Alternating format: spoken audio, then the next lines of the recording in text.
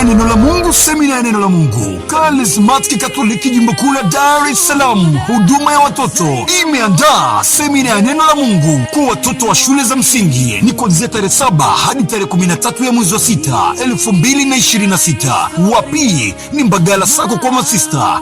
Gharama za ushiriki ni shilingi 60,000 tu, na Yesu akazidi kuendelea katika hekima na kimo, akimpendeza Mungu na wanadamu. Luka 2 mstari wa 52. Mada zitakazofundishwa: kusoma Biblia, sala na kutambua vipaji. Wazazi walezi, mnaombwa kuwaleta watoto wenu waweze kujifunza. Kwa mawasiliano zaidi na kujisajili, unaweza kupiga simu namba 0754414992 au 0719356332. Na moto nitapi